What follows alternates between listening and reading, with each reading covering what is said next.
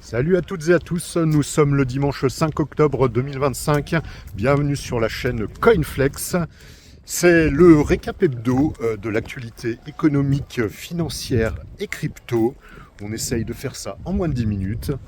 Donc là on a encore la chance, même si ça se voit pas tout de suite, il y a un nuage, de profiter d'une belle journée ensoleillée pour débriefer cette semaine qui a été particulièrement mouvementée, avec un shutdown aux États-Unis, des mouvements notables sur les marchés et surtout un mois d'octobre qui démarre un peu sur les chapeaux de roue pour les cryptos. Donc installez-vous confortablement, je vais faire pareil et on décortique tout ça ensemble. C'est parti.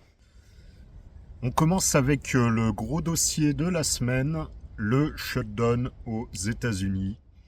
Donc depuis mercredi 1er octobre à minuit, l'administration fédérale américaine est en partie à l'arrêt. Alors, concrètement, qu'est-ce que ça veut dire? Qu'est-ce qui se passe? Eh bien, le vote du budget fédéral au Congrès est bloqué parce que les républicains et les démocrates n'ont pas réussi à se mettre d'accord. Et donc aucune loi sur le budget n'a été votée.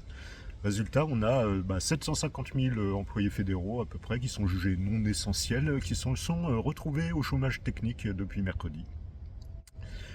Pour rappel, le dernier shutdown, il remonte donc à fin 2018, début 2019, donc c'était toujours sous Trump, et il a duré 35 jours, ce qui était un record absolu parmi donc les 20 arrêts, je crois, d'activité gouvernementale qu'ont connu les USA depuis 1976.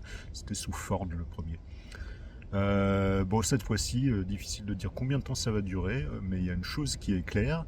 Trump, il est plutôt satisfait de la situation, parce que le shutdown, ça lui offre une belle opportunité pour poursuivre son objectif de réduction de la fonction publique. Il va pouvoir virer des gens. Tout en pointant du doigt les démocrates comme étant les responsables du blocage. Donc c'est une stratégie politique qui est assez habile de sa part, hein, quoi qu'on en pense. Maintenant, qu'est-ce que ça change pour nous, investisseurs? Est-ce que c'est la panique sur les boulevards, les gens changent de trottoir? Eh bah non, pas du tout. Ça en a touché une sans faire bouger l'autre sur les marchés. Donc pas de panique, pas d'effondrement, rien du tout. Par contre, il y a un petit souci, c'est qu'on attendait des chiffres sur l'emploi, on les attendait vendredi dernier. Ils n'ont pas été publiés puisque les fonctionnaires chargés de compiler les données, ils sont au chômage technique depuis mercredi. Donc on devra patienter pour avoir une vision un peu plus claire du marché de l'emploi aux États-Unis. Côté français, on a les discussions sur la flat tax qui refont surface. Donc je vais pas trop m'étendre sur le sujet parce que vraiment ça devient ridicule. Donc là l'idée ça serait de l'augmenter jusqu'à 36%. Ça permettrait a priori de récupérer dans les 1,5 de milliards d'euros de recettes. Moi perso, j'ai plein d'autres idées côté dépenses à couper hein, en remplacement. Donc bon, bref, affaire à suivre de très près hein, dans les semaines à venir. Bon alors il y a beaucoup de vent aujourd'hui et la caméra vient de tomber, donc je reprends. La semaine dernière, on était trop sur la macro, donc là, on va s'arrêter là-dessus pour aujourd'hui. On va tout de suite parler bourse. À commencer par une plutôt bonne nouvelle. Comme la plupart des indices, le CAC 40 s'est bien comporté cette semaine. Il a repassé le cap symbolique des 8000 points. Donc une belle performance qui montre que malgré les incertitudes politiques et économiques, eh ben les gars, on est encore là, hein, les investisseurs gardent le cap. Côté valeur individuelle française, je voulais faire un petit clin d'œil à mon pote Seb et parler de la baisse d'Air Liquide.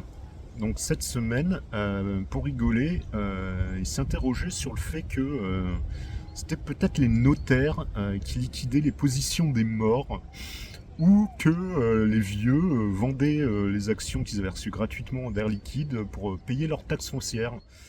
Il m'a surtout fait remarquer qu'historiquement, le titre baisse toujours entre fin septembre et fin octobre. Donc on pourrait avoir un bottom là prochainement à acheter si on souhaite rentrer sur le titre ou le renforcer. J'en profite d'ailleurs pour vous annoncer que je prépare un portefeuille CoinFlex et que vous entendrez sans doute reparler de Seb, car on discute pas mal actions ensemble. Et je vais prendre son avis sur les actifs qu'on va acheter pour ce portefeuille. Donc le premier achat d'ailleurs a été fait, mais on en reparlera dans une autre vidéo qui ne sera pas un récap hebdo.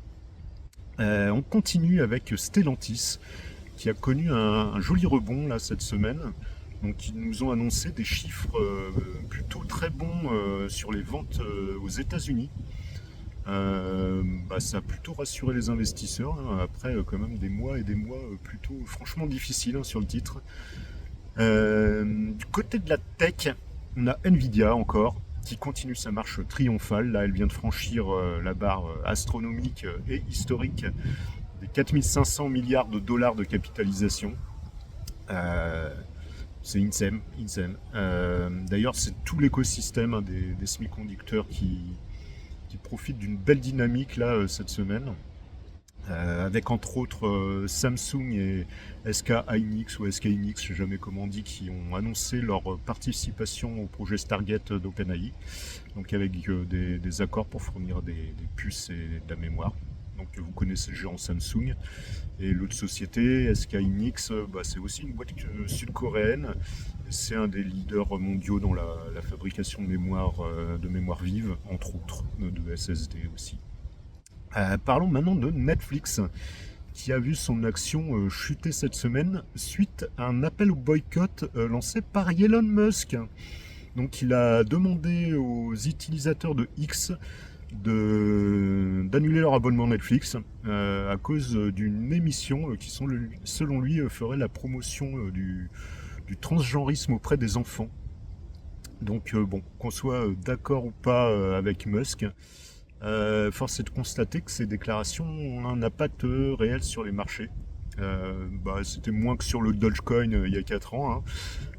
Mais là on voit quand même graphiquement très clairement la baisse du titre Netflix suite à son annonce. D'ailleurs, en parlant de lui, il nous a fait un nouveau record. Sa fortune personnelle a atteint les 500 milliards de dollars cette semaine. Donc je sais pas si un jour il arrivera à aller jusqu'à Mars, mais en tout cas d'un point de vue financier il a déjà touché la Lune. Transition toute trouvée pour vous parler d'une action que je surveille depuis son entrée en bourse, donc c'était cet été. C'est Firefly Aerospace. Donc j'ai envie depuis quelques temps d'ajouter un peu d'espace dans mes investissements.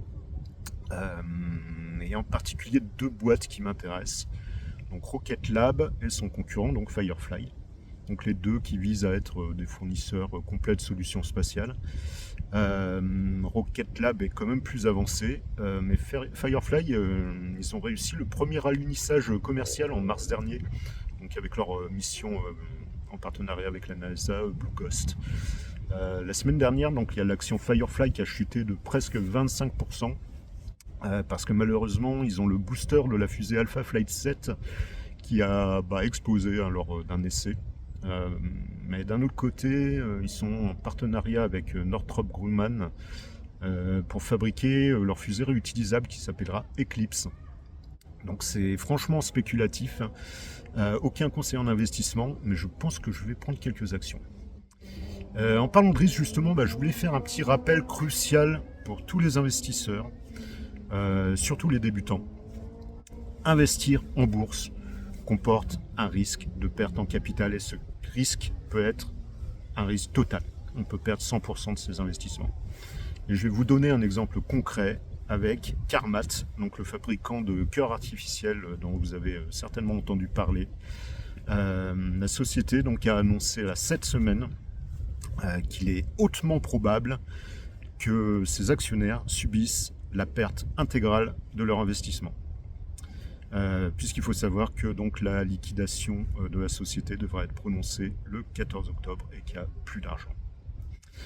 Donc pour finir cette partie bourse sur une note un peu plus optimiste, je voulais parler de LISE. C'est l'acronyme de Lightning Stock Exchange. Donc c'est un projet de bourse d'une fintech française qui est construit sur la blockchain et qui n'attend plus que son agrément pour démarrer. Donc l'idée là, c'est de proposer donc aux investisseurs particuliers, aux institutionnels, des actions de PME et ETI qui sont habituellement exclues du marché coté traditionnel et qui seront a priori éligibles au PEA-PME, ce qui peut ouvrir quand même de belles opportunités d'investissement pour nous tous. Un projet donc très très intéressant à surveiller de près. On passe maintenant à la partie crypto. Donc pendant que la BCE signe des contrats avec des boîtes de cybersécurité pour avancer sur son projet débile là, d'euro numérique, le reste du monde avance sur les cryptos. Avec un exemple concret, par exemple, on a le CME, donc c'est le Chicago Mercantile Exchange, qui est, pour rappel, la plus grande bourse de produits dérivés au monde, qui a annoncé là qu'il prévoyait donc d'introduire le trading 24 heures sur 24 et 7 jours sur 7 pour les contrats futurs crypto. Donc ça signifie une liquidité constante sur ce marché des dérivés et évidemment une adoption institutionnelle encore renforcée sur le marché crypto. Marché qui nous fait d'ailleurs un joli rebond avec le Bitcoin qui cette nuit a atteint un nouvel ATH au-delà des 125 000 $. On a aussi le BNB qui n'est pas en reste, là, qui atteint les 1200 $, presque. Le XRP qui repasse au-dessus des 3 $. On a quoi d'autre? L'Ether qui passe au-dessus des 4600. Donc la plupart des indicateurs n'annoncent pas encore un plus haut cycle. Donc on a un beau mois d'octobre là qui semble partir sur des bases plutôt agréables. Cependant, je rappelle, restons prudents. Si on a défini ce qu'il faut faire, des targets de sortie, on les respecte et on prend ses profits. Voilà pour le débrief de cette semaine. Pour la semaine prochaine, qu'est-ce qu'on surveillera? Pas grand-chose. On surveillera l'évolution du shutdown américain. On verra si la Fed a quelque chose à nous raconter avec les minutes du FOMC. Et on va suivre la suite des tribulations politiques et budgétaires françaises. Si cette vidéo vous a plu, n'oubliez pas de liker, de vous abonner et d'activer la petite cloche pour ne rien rater. N'hésitez pas non plus à me laisser des commentaires, j'y répondrai avec grand plaisir. Sur ce, je vous souhaite une très agréable semaine. Prenez soin de vous, investissez prudemment, ne cédez pas aux faux mots sur la crypto. On se revoit très très vite. Bisous et bye.